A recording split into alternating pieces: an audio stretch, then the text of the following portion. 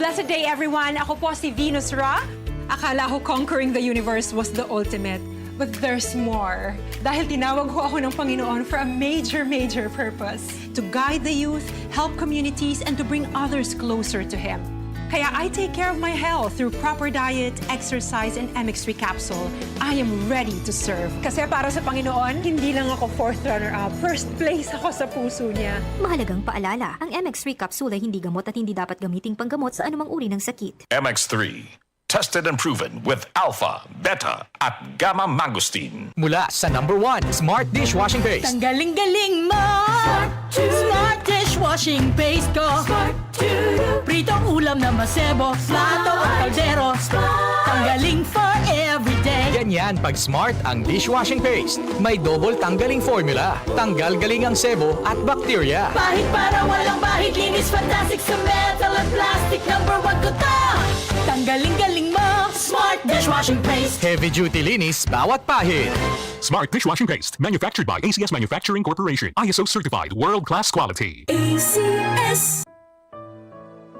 Pagbasa sa Aklat ng Kawikaan, Kabanata 10, Talata 1 hanggang 32. Ang mga kawikaan ni Solomon. Ang matalinong anak ay ligaya ng magulang, ngunit tinik sa dibdib ang anak na mangmang. Ang yamang buhat sa masama ay di papakinabangan, ngunit ang katuwiran ay maglalayo sa kamatayan. Ang matuwid ay binibigyan ni Yahweh ng kasiyahan, ngunit ang masamay kanyang ginugutom naman. Ang kamay na tamad ay tiyak na magdarahop, ngunit magbubunto ng yaman. Ang kamay na masinop. Ang nag-iimba kong tagaraw ay nagpapakilala ng katalinuhan, ngunit ang natutulog kong anihan ay nag-iipon ng kahihiyan. Ang matuwid ay mag-aani ng pagpapalat kabutihan, ngunit ang bibig ng masama ay nagtatakip ng karahasan. Ang alaala ng matuwid mananatili kailanman, ngunit pangalan ng masamay tiyak na mapaparam. Magandang payo ay tinatanggap ng pusong may pangunawa, ngunit kapahamakan ang wakas ng mangmang na masalita. Ang namumuhay ng tapat ay pinaghaharian ng kapayapaan, ngunit ang may likong landas ay malalantad balang araw. Ang malilikot na mata ay lagi sa kaguluhan, at ang bibig na maluwang hahantong sa kapahamakan. Ang bibig ng matuwid ay bukal ng buhay, ngunit labi ng masama ay nagtatakip ng karahasan. Sa hari-saring kaguluhan ang bunga ng kapuotan, ngunit ang pag-ibig ay pumapawi sa lahat ng kasalanan. Sa labi ng may unawa matatagpuan ang karunungan, ngunit sa likod ng isang mangmang, pamalo ang kailangan. Ang taong matalino'y nag-iimpok ng karunungan, ngunit ang salita ng mangmang ay nagdadala ng kapahamakan. Ang kayamanan ng mayamay matibay niyang tanggulan, ngunit ang kahirapan ng yagit ay kanyang kapahamakan. Ang kinikita ng matuwid ay nagbibigay buhay, ngunit ang sama-sama winawalda sa kasamaan. Ang nakikinig sa payo ay nasa daan ng buhay, ngunit ang ayaw sumunod ay tungo sa pagkaligaw. Ang nagtatanim ng puot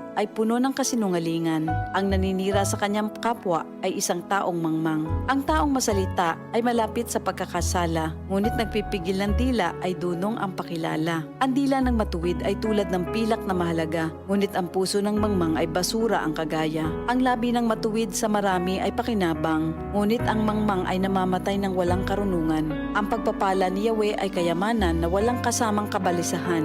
Ang paggawa ng kasalanan ay kasiyahan ng masama, ngunit ang mabuting asal, kasiyahan ng may unawa. Ang kinatatakutan ng masama ay magaganap sa kanya, ngunit ang hangarin ng matuwid ay matatamo niya. Tinatangay ng hangin ang taong masama, ngunit ang matuwid ay gusaling di magiba. Kung paanong ang usok ay nakakaluha, ang suka ay nakakangilo, gayon ang tamad na alipin sa kanilang mga amo. Ang paggalang at pagsunod kay Yahweh ay nagpapahaba ng buhay, ngunit ang mga araw ng masama ay hindi magtatagal.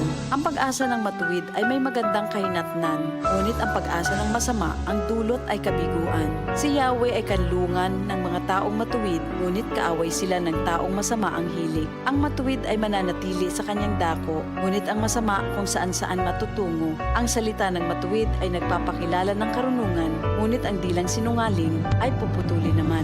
Ang salita ng matuwid ay palaging angkop, ngunit ang salita ng masama ay puro paninira. Ito ang salita ng Diyos.